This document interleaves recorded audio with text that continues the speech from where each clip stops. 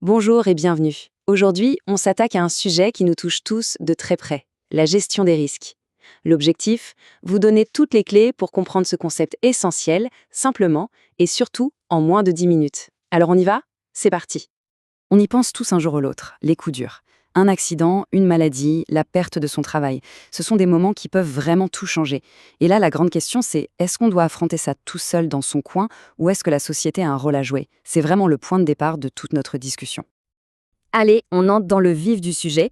D'abord, c'est quoi exactement un risque? Pas au sens de tous les jours, mais au sens économique et social. On va voir ensemble comment un pépin qui semble juste personnel peut devenir en fait l'affaire de tous. Alors attention, premier point super important, il ne faut surtout pas mélanger le risque et l'incertitude. Le risque, c'est un événement dont on peut calculer la probabilité, on peut l'estimer. Par exemple, on peut estimer combien il y aura d'accidents de voiture cette année. L'incertitude, par contre, c'est le grand saut dans l'inconnu, c'est totalement imprévisible. Et cette différence, elle est fondamentale, parce qu'on ne peut gérer que ce qu'on arrive un minimum à prévoir. Ok, mais alors, comment est-ce qu'on passe d'un problème perso à un problème de société? Suivez bien le raisonnement. Tout part d'un individu, disons un accident du travail. Forcément, les conséquences sont d'abord pour lui, plus de salaire, des frais médicaux. Mais si ça arrive à des milliers de personnes, eh bien l'impact change d'échelle. La production du pays peut baisser, les inégalités peuvent grimper en flèche, et c'est là que la société décide que ça ne peut plus être juste un problème individuel. Ça devient un risque social qu'il faut prendre en charge tous ensemble. Et cette prise en charge collective, elle est d'autant plus importante qu'on n'est pas tous logés à la même enseigne. Regardez ce chiffre, il est frappant. À 35 ans, un cadre peut espérer vivre 6 ans de plus qu'un ouvrier. 6 ans. Ça s'explique par plein de choses. Les conditions de travail, les revenus, le style de vie. La solidarité, c'est donc aussi une façon de tenter de gommer un peu ces inégalités face aux risques de la vie. D'accord, mais concrètement, comment on fait pour gérer ces risques tous ensemble? On va voir maintenant les 3 grands principes, les 3 outils, qui sont un peu la boîte à outils de la protection sociale. Voici donc nos 3 stratégies. La première, la plus évidente, c'est la prévention. Le but, c'est d'éviter que le problème arrive. Les campagnes pour la sécurité routière ou contre le tabac, c'est exactement ça. La deuxième, c'est la mutualisation, et ça, c'est le cœur du système.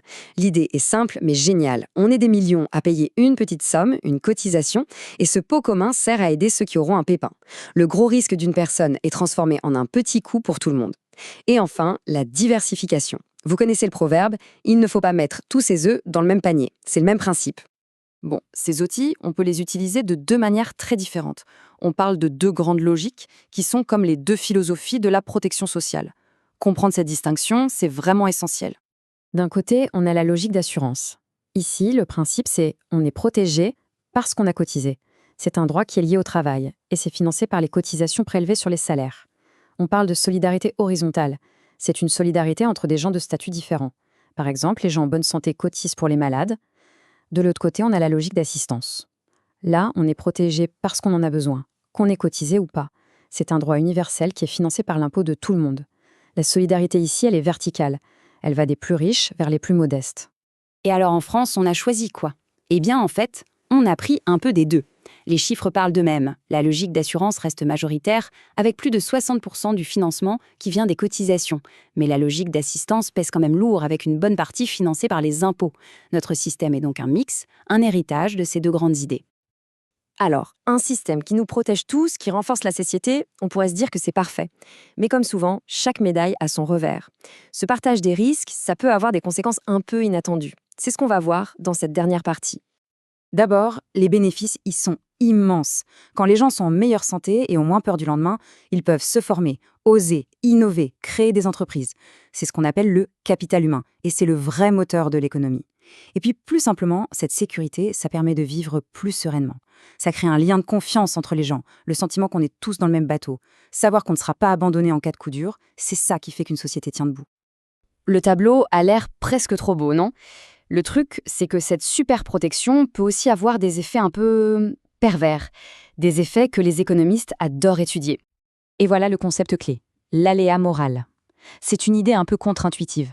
Quand on se sent totalement à l'abri d'un risque, on peut être tenté de prendre plus de risques. Logique, non? Si on sait qu'on n'aura pas à payer la totalité des conséquences de nos actions, parce que la collectivité est là pour nous couvrir, notre comportement peut changer. Vous vous souvenez peut-être de ce vieux slogan de l'assurance maladie « La sécu c'est bien, en abuser ça craint ». Eh bien, il résume parfaitement l'idée d'aléa moral. D'un côté, on a la sécu, une protection géniale. Et de l'autre, le risque d'en abuser, par exemple en allant chez le médecin pour un rien parce que c'est remboursé. Le coût, au final, c'est toute la société qu'il porte. Voilà toute la tension de l'aléa moral. Et tout ça, ça nous amène à la question de fond. La question qui est au cœur de tous les débats. Entre la solidarité collective, qui est indispensable, et la responsabilité individuelle qui nous pousse à faire attention, où est-ce qu'on met le curseur? Il n'y a pas de réponse simple, évidemment, c'est un équilibre super fragile, un vrai choix de société que chaque génération doit réinventer. La question, elle, reste ouverte.